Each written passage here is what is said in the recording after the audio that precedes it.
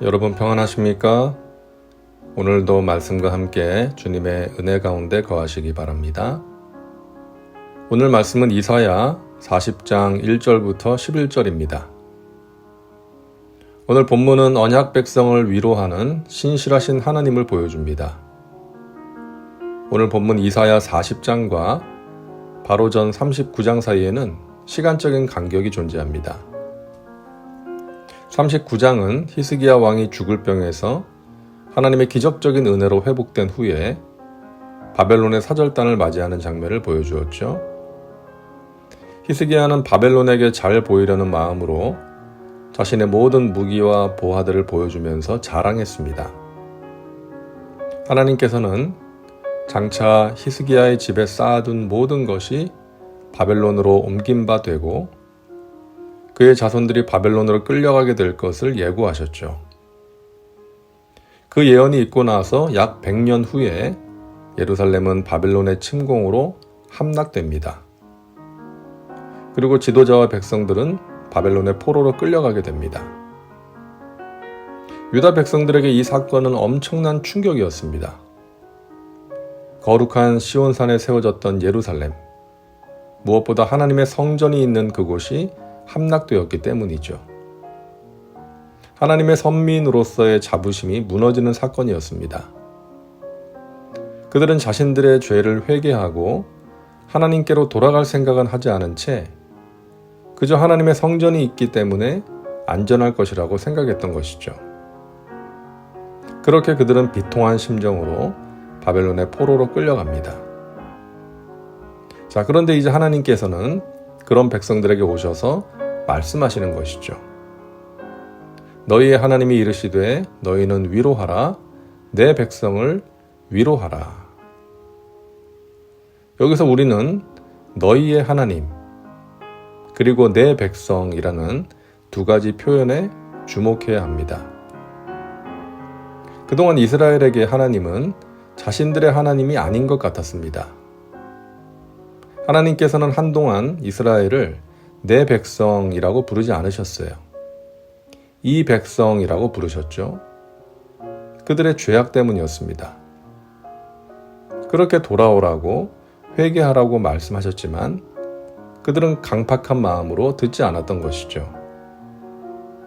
그런데 지금 하나님께서는 포로된 그곳에서 그들에게 나는 너의 하나님이라고, 너희는 내 백성이라고 말씀하시는 것입니다. 이 표현은 구약 성경에서 하나님과 하나님의 백성들의 언약 관계를 표현할 때 사용되는 공식 어구입니다. 하나님께서 모세를 애굽에서 종살이 하고 있는 이스라엘 백성들에게 보내실 때에도 같은 말씀을 하셨고요. 앞으로 보게 되겠지만 예레미야 선지자와 에스겔 선지자를 통해 말씀하실 때에도 같은 표현을 사용하셨습니다. 하나님께서는 이스라엘의 죄 때문에 바벨론을 통해서 그들을 징계하셨지만 그들이 멸망해서 흔적도 없이 사라지기를 원하지는 않으셨던 것이죠. 하나님께서는 당신의 백성들을 사랑하셨습니다. 그리고 지금도 사랑하시는 것입니다. 그들이 죄를 짓고 오랫동안 돌이키지를 않아서 어쩔 수 없이 사랑의 매를 드실 수밖에 없었던 것이죠. 여러 차례 말씀하시고 또 징조도 보여주셨지만 유다 백성들은 완고해서 회개하지 않았습니다. 그런 백성들을 죄에서 돌이키게 하기 위해 하나님은 바벨론을 통해 그들을 징계하신 것이죠. 그들이 하나님 대신 의지하려고 했던 바벨론을 통해서 말이죠. 그리고 이제는 그 백성들을 위로하기를 원하시는 것입니다. 너희는 예루살렘의 마음에 닿도록 말하며 그것에게 외치라. 그 노역의 때가 끝났고 그 죄악이 사함을 받았느니라. 그의 모든 죄로 말미암아 야훼의 손에서 벌을 배나 받았느니라 할지니라 하시니라. 자, 하나님께서는 당신의 백성들을 위로하십니다. 그 위로가 그들의 마음에 닿기를 원하십니다. 그들이 바벨론에서 포로로 노역을 감당하는 때가 이제 끝났다는 것입니다. 그리고 그들의 죄악이 사함을 받았다는 것입니다. 우리는 여기서 하나님의 신실하심을 알게 됩니다. 하나님께서는 당신의 백성들이 하나님을 떠나 죄 가운데 빠져 있을 때 버리지 않으시고 사랑으로 징계하십니다. 그리고 회개하고 돌아오면 죄를 사해 주시고 회복시켜 주시는 것입니다. 사랑하는 자녀가 잘못하면 부모가 타이르죠. 하지만 계속해서 같은 잘못을 반복하면 부모는 아픈 마음으로 자녀에게 벌을 내립니다. 그리고 자녀가 잘못했다고 울면 그 자녀를 품에 안고 눈물을 닦아주는 것이죠. 유다를 향한 하나님의 마음이 그랬습니다. 당신의 백성들이 죄 가운데 빠져 있을 때 얼마나 마음이 아프셨을까요? 그들에게 징계를 내리실 때도 그랬겠죠. 그리고 이제는 벌을 받은 그들이 자신의 죄를 깨닫고 하나님을 바라보게 되었을 때 죄를 사해 주시고 회복의 은혜를 약속하시는 것입니다. 하나님은 이사야에게 이렇게 외치라고 하십니다. 모든 육체는 풀이요 그의 모든 아름다움은 들의 꽃과 같으니 풀은 마르고 꽃이 시들면 야훼의 기운이 그 위에 불미라. 이 백성은 실로 풀이로다. 풀은 마르고 꽃은 시드나 우리 하나님의 말씀은 영원히 서리라 하라. 모든 인생은 마르고 시들어버리는 풀과 꽃이라는 것입니다. 유한하다는 것이죠. 아무리 강성한 제국이라고 한들, 아무리 세상을 호령하는 권력자라고 한들 뜨거운 바람이 불면 말라버리고 시들어버리는 것입니다.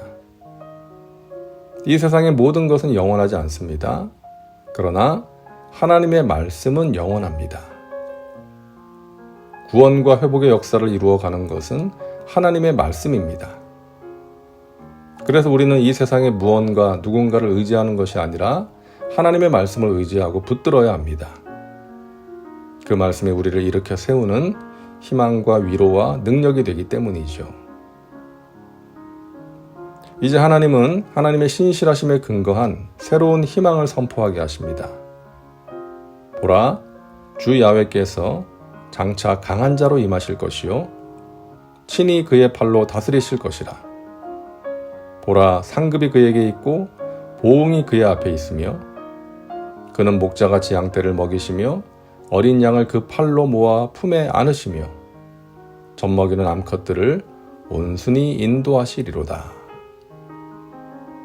하나님은 강한 용사로 오실 것입니다. 그가 오실 때의 상급, 그러니까 전쟁에서 승리하여 취한 전리품을 당신의 백성들에게 주어서 돌아오게 하실 것입니다. 이 말씀은 장차 바벨론이 예루살렘 성전에서 탈취해간 성전의 물품들과 보화들을 페르시아 고레스의 승리로 인해 다시 가져오는 사건을 예고하는 것입니다. 또한 하나님은 선한 목자같이 당신의 백성들을 품에 안으시고 푸른 초장과 쉴만한 물가로 인도하사 먹이실 것입니다. 하나님은 신실하십니다.